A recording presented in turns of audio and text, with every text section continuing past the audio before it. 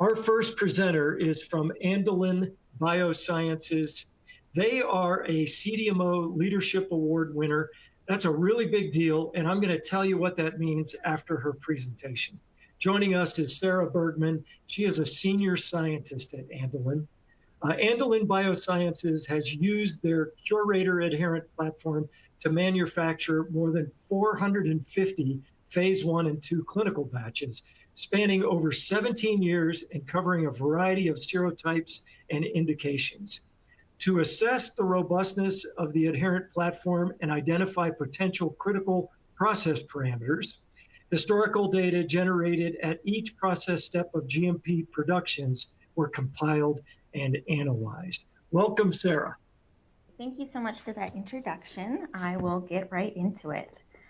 So a little bit about Andelyn is that we like to call ourselves a concept to commercial gene therapy CDMO. So we are there to help you every step of the way. So we can help you with the designing and manufacturing of your plasmids.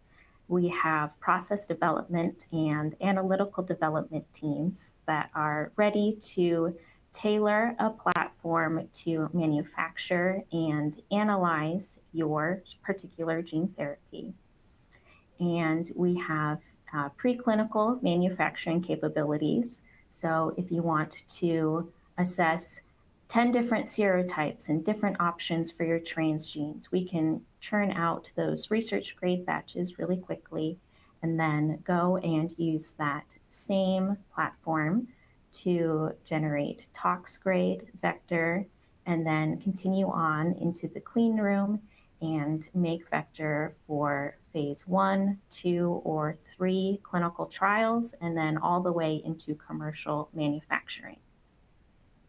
So we have a lot of facility space to account for all of these different steps and development at all of those steps. So I want to point out that we also have a fill and finish suite in our clean room, so we can be with you until the very end of your vector manufacturing. So on this slide, I just want to call out our mission, which is accelerating the development and manufacturing of innovative therapies to bring more treatments to more patients. So we have been trying to live out that mission by producing a lot of clinical batches over the years. And I'm excited to share some of the insights that we have gleaned from all of those manufacturing batches. So just a quick overview of our Curator platform. So this is a general timeline of how the manufacturing and purification of gene therapy will go. So I want to call out that at every single one of these steps, we have the ability to tailor the process for your gene therapy. So we really want to curate a platform just for you. So if you have an unusual gene therapy, a weird engineered serotype, or a new way to design a transgene, we can work with you to build a process that'll work with that. But on the other hand, if your focus is speed and you want to use a platform that has a robust history behind it, we have that as well. So at all of these steps, the bold options are the ones that we have a long history with, and that's the platform that we have used hundreds of times, and I want to show you some data from that platform because we have been able to generate so much over the years that we are able to do some data mining with that. So looking at some of that data, we have been manufacturing AAV for 20 plus years. So in that time, we have generated a mountain of data from what's recorded in the batch records to the in-process samples all the way to the release testing. So we did a massive project to compile all of that data and try to see if we could glean any insights from it. So the figure on the top here is looking at the breadth of our experience across multiple different serotypes. These are just the ones that we have manufactured multiple times. There's many other serotypes that we have made, once or twice as well. But I want to show that the y-axis here is the normalized harvest titer. So we have seen that there is variation between serotypes, but also within serotypes for the harvest titer due to differences in the transgene. So for two of these serotypes in particular, I'll call them serotypes A and B for this presentation. We have manufactured both of those serotypes more than 40 times each. So that gave us a good pool of data in order to get a large enough sample size to start seeing if there were any associations between any of those different parameters. So the figure on the bottom here is digging into serotype A in particular and looking at all of the clinically relevant transgenes that we have manufactured in that serotype. And the y-axis here is the vector genome recovery. So the recovery in the final product compared to the initial harvest yield. And you'll also see that that does vary between the different transgenes. So there are steps of the process that we know tend to vary by serotype and transgene. And so with that experience, we are able to tailor the procedure to your particular product. But as I will show you in these next slides, the Curator adherent platform is robust to a lot of these changes. So continuing with the exploratory data analysis. So we had all of this data compiled. We just wanted to see what sorts of cool figures we could make with all of it. So here we're comparing the step recoveries throughout the downstream purification process for serotypes A and B. So you will see that there is a fair amount of spread within the individual steps, but the overall profile between the two serotypes is fairly similar. So regardless of the serotype, the same steps do tend to be a similar source of loss across the process. And you might notice that the number of dots tends to decrease as you go along in the purification process. If you're curious about that, that's just because in a lot of these cases, sublots were pooled together at some of these downstream steps. So we do lose some N as we go forward in the procedure.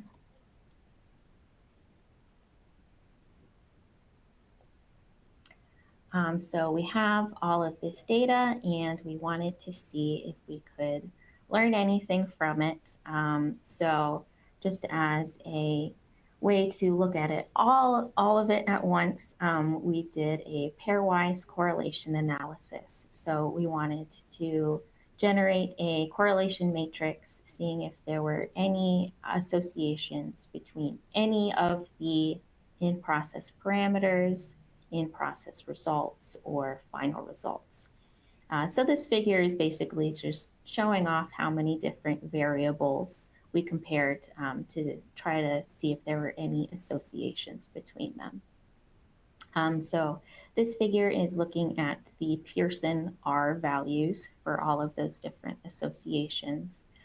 So the bright yellow boxes are those pairwise analyses that had really strong positive correlations, and then the dark blue boxes are the ones that had strong negative correlations.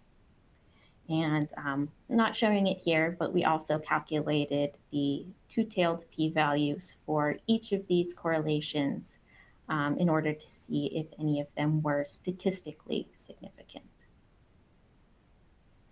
So as you can see, there are a lot of bright yellow or dark blue boxes here, which would suggest that we do have some strong correlations between all of these different variables. But I will say that once we dug into it, a fair number of these ended up being what I'll call trivial correlations, so ones that were obvious or not very interesting. For example, there's a strong correlation between the concentration factor and the volume of the concentrate at that step. That's obvious, that's not going to tell us anything. So we eliminated all of those trivial correlations and then dug into all the correlations that had really strong R values or that were statistically significant according to the p-value. And when we dug into it, what we found in the end is that there were not a lot of statistically significant correlations. So on one hand, that was sort of, disappointing to me because I wanted to look at all of these cool associations. But on the other hand, that's actually what we wanted to see. So despite of all of the batch-to-batch variations and despite differences in transgene, there were not a lot of differences in the final results among all of these different batches. So that means that our platform is robust to all of those different variations. No matter what we start with, we are going to get fairly similar results in the end. So here are two of the most interesting, not statistically significant correlations that we found. So on the left is a figure showing on the x-axis the normalized harvest titer, and then on the y-axis the full to empty ratio of the final product. So this is showing that no matter what we start with, even if it's not the best producer, we are able to enrich that product and get it to a point where it is 9-to-1 full to empty or even higher than that. And then on the right, we have a figure showing on the x-axis the overall recovery. So that's the recovery from harvest to the final product. And on the y-axis, the purity of that final product. So sometimes there are concerns if you have a really high recovery, you might be thinking, what else are they recovering along with all of that AAV? But what we found here is that even in those batches that had really high recovery, the purity of that product was still really high. In a lot of cases, the purity of the product was 100%, but in all cases, the purity of the final product was over 95%. So that was good to see that a lot of these final release tests do not depend on any of the in-process measurements or in-process tests. But we did see that there were some significant correlations. So these are areas for us to investigate further and see if there is a step that we need to implement stricter process controls, if there's a step that we need to define as a critical process parameter in order to maximize our yield or ensure that our final product is the best that it can be. So here are two examples of statistically significant correlations. I am phrasing that carefully here. These are statistically significant according to the p-value, but you will see for both of these that the Pearson R value is not very large, not super close to 1. And in the scheme of things, these weren't very large differences biologically speaking, but because they were statistically significant, we want to investigate them further. So on the left, we have a comparison of a timing of a feed step that we have in the process versus the harvest titer from that batch. And it is slightly negatively correlated. So this is a place where we should look if we need to have stricter control over the timing of that feed step, maybe narrow the time frame when that step can be done in order to maximize our harvest titer. And then on the right, we have on the x-axis is the concentration factor at a particular purification step. And then on the y-axis is the step recovery across the ultracentrifugation step. And again, we have a slight negative correlation here. So this is a situation where we want to dig into the data a little bit further, see why there are sort of two clumps of concentration factors, one around 150x, one around 250x. See, why those changes happened, and then see if we can impose stricter controls around that in order to maximize our step recovery at the ultracentrifugation step. So in the end, there were a few other correlations that we found that were statistically significant that I'm not showing here, but for all of them, the R value was either similarly not very close to 1, or the actual absolute change in the response was not very large, biologically speaking. So overall, we did find that this platform was robust to all of these different batch-to-batch variations, or to the transgene that we were using. This data is somewhat limited. As you can see, we're just looking at monotonic linear correlations. So if we were to apply some more advanced statistics here, we might be able to generate a more complex model and see if there were any other associations that we could find and further improve this platform. But in summary, I just want to go over some of the final points. So we show data from focusing on 2 different AAV serotypes, each of which were manufactured more than 40 times, supporting phase 1 and 2 clinical trials. And a lot of the trends were similar between these 2 serotypes. Irrespective of the harvest titer or a lot of the step recoveries, we were able to get pure final drug product and highly enriched full drug product. And in the end, a majority of the in-process parameters did not correlate to each other or to the final release results, which suggests that our adherent platform is robust to changes. We did find some significant correlations, so those are areas that we want to investigate further and see if we can improve the process and define some of those critical process parameters. So thank you so much for your time, and I think I have a couple minutes to take a couple questions. Thank you, Sarah. Have you done similar analysis with the suspension platform? So we do not have as many batches with the suspension platform. I wouldn't say that we have manufactured a certain serotype more than 40 times in the suspension platform. And the suspension platform, by its nature, you are working in a bioreactor, which has is recording and controlling a ton of different variables.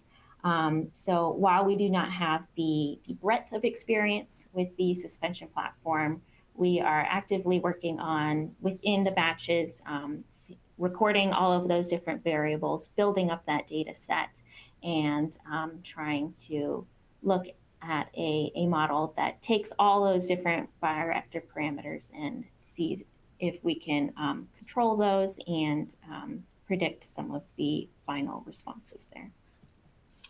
You mentioned ongoing analysis. So have you or are you planning to use more advanced statistics with an eye towards optimization of the platform? Yes. So looking at the data mining project, we are in the process of looking at more advanced modeling techniques with that.